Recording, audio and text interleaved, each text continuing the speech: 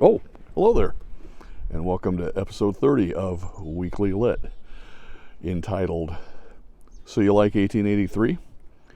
And what that is a reference to is the Paramount Plus TV show 1883, which is a prequel to the popular Yellowstone series. And I've enjoyed Yellowstone, but really enjoying 1883.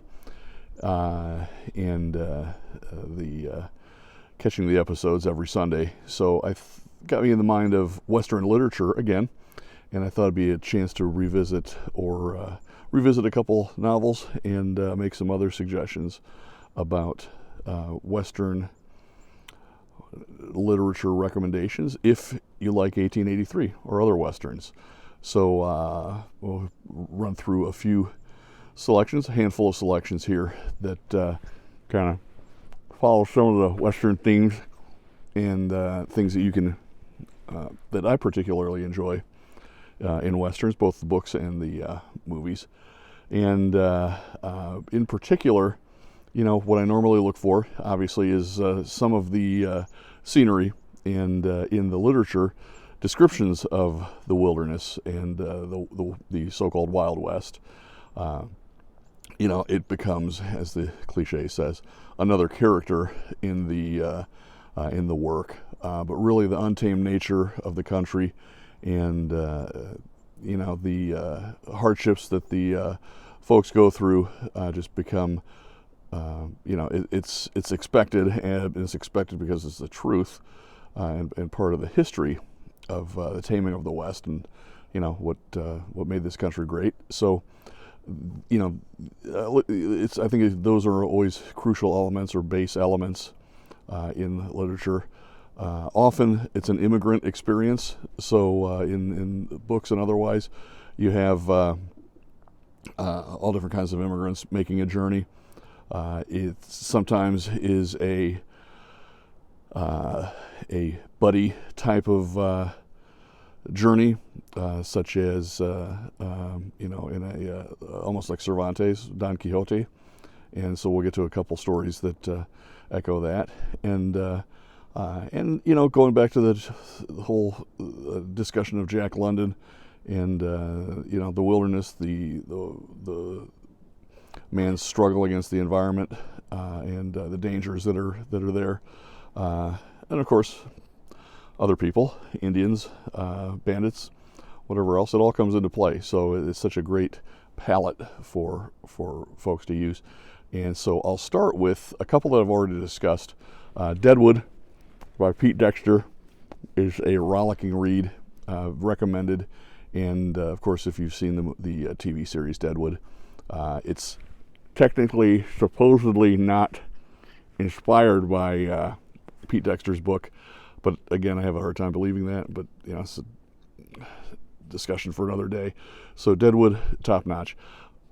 With 1883 in particular, I think the most obvious source, or maybe it's paying a little bit of an homage to, is True Grit by Charles Portis, that we've already discussed. And the most notably in the point of view of a somewhat younger girl in, I think she's 13 in True Grit, and the character of Elsa in 1883 is 16, or turns 16 during the course of it, and becomes a woman, but it's the narrative is from her point of view, and done very well.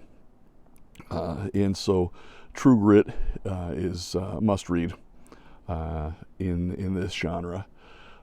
In going back, one of my favorite books of all time is My Antonia by Willa Cather, which is one of the great works about the American West, and the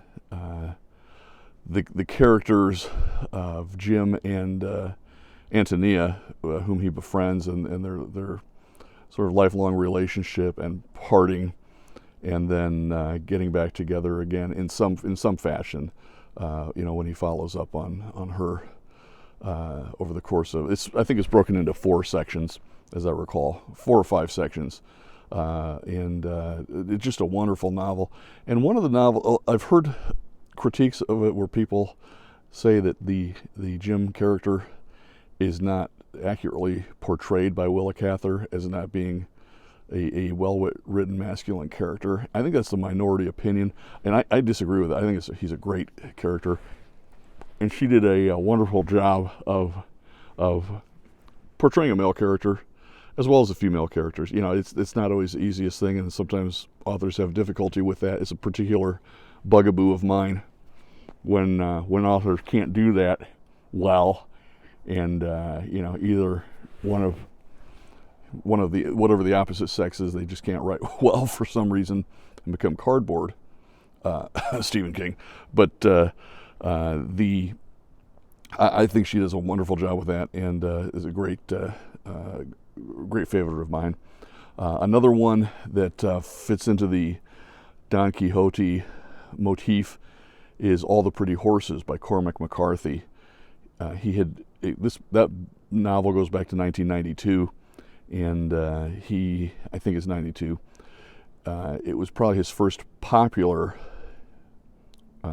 book, and it already written Blood Meridian, also set in the West, very brutal and stark, and it's excellent. I recommend Blood Meridian, but All the Pretty Horses is a little softer of a novel, funnier, and a lot of depth to it, as McCarthy's work always has a great amount of depth, but there are really echoes of Don Quixote in the travels of the Rawlings, and I'm drawing a blank on the main character's name, and Blevins is the young kid, about 13, who joins them for a while, but there are some brutal outcomes as they travel down to Mexico and seek their journey going from Texas to Mexico.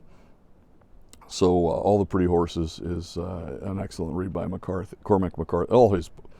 You can't go wrong with Cormac McCarthy, but that's a particularly enjoyable Western. And let's see, we've got Deadwood. Oh, I know the other one. In fact, I brought an excerpt from it.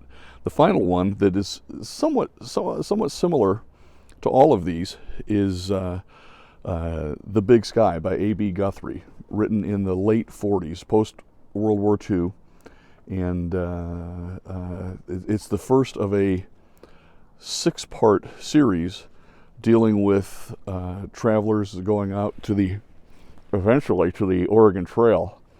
And so it's a really well-crafted book. And again, there's pieces of Huck Finn, again, Cervantes in there. There is a romance with Teali, an Indian maiden. So there, sort of shades of Lewis and Clark, and the language that is really reminiscent of Mark Twain as well. Gets the dialects down real well. River journeys, portaging, using scouts, running into Indians, and all kinds of great tales in The Big Sky. So I'm going to do a little excerpt here, if I can. And this is just really to show kind of the description, the sort of the pacing and description. Sorry for the bad camera work. This is my outdoor camera rig. So from chapter 28, A.B. Guthrie's The Big Sky. It was stern country they traveled, pushing north along the Gallatin, a country high and chill at night, swept by western winds. Sometimes in the mornings, the frost lay white-grained on the grass. The wild plums that hung rich and ready on the Yellowstone had petered out, along with the saltweed that kept the horses stout in wintertime.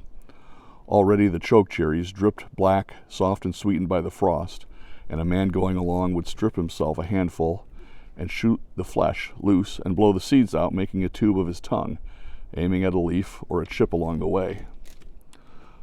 Boone pulled up on a hill. "Where's your brothers, poor devil?" Poor devil grinned. "All gone." Beats me, Jim put in. Here we are along across the Yellowstone and nigh to the Three Forks, and nary an Injun about. Ain't saw an Injun since I stole the red horse. Boone looked back at the horse.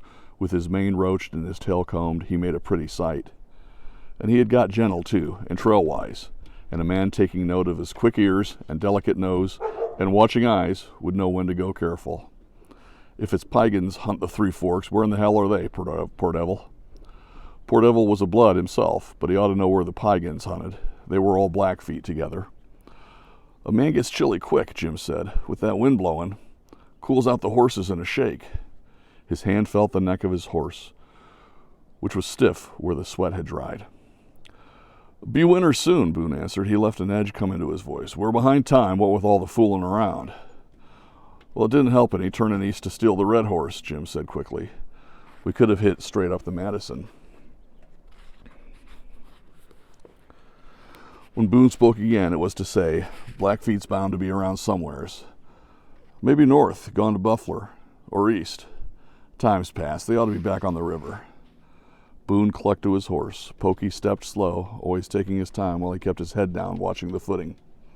The red horse came along light and easy, hardly needing the line on his neck. The country stayed empty, except for dumb brutes and varmints. There were deer and elk about, and wolves and coyotes, and on the little prairies, rabbits big as jackasses that bounced away, half flying. Already they were changing from gray-brown to white, so as to be hard to see against the snow. The long-billed curlew had flocked and gone, leaving in Boone's head the echo of its rising cry. He would hear it in his mind and see the Indians running at him again, and Jordanay falling with the hole in his chest, and Painter clinging high and fuzzed up on the mast of the Mandan. He would see Teal Eye, too, not with the Indians, but on the keel boat, her eyes warming on the bare hills of home. The great meadow larks had ceased their autumn singing, though they fleshed out from underfoot sometimes. Big-bodied as the bob white he remembered from long ago. The young ducks swam 4 and 5 and 6 along the streams, waiting for the storm that would send them south. In the beaver ponds, the winter's store of cottonwood and quaking asp stood ready, poked in the mud against the time ice held the beavers under. For all that beaver sign was plenty, they hadn't trapped much. Sometimes when they camped along the edge of dark, Jim put traps out and made his lift early in the morning, but mostly they passed by the ponds, Boone being set and pointed now and keeping the others on the go. Not hide nor hair of an Indian anywhere, but still they traveled careful, wanting to choose their own time and way of meeting. Often they made cold camps after cooking when the sun was high and smoke and flame were harder to see. If they built a fire when dark was coming on, they pushed ahead afterward for a mile or so before making camp. Many a man had gone under because he wasn't careful that way. The country climbed and fell and rolled away in such great sweeps that a man sometimes felt small as any ant. It was a country of stone and timber and quick, clear creeks, and the Gallatin rushing through it, turning and twisting, and the noise of it beating steady against the ears. Lower down, the river slid into the mixed waters of the Madison and Jefferson, making the Missouri sure enough. Here was the heart of Blackfoot land, the Three Forks, where many a hunter had died, where even big parties didn't like to go, knowing war parties would soon be after them, thick and fierce as hornets. But there were no Indians about them now, only signs of them, only cold campfires and gnawed bones, where villages had stood in old clumps of sod the squaws had dug to hold the lodge skins down.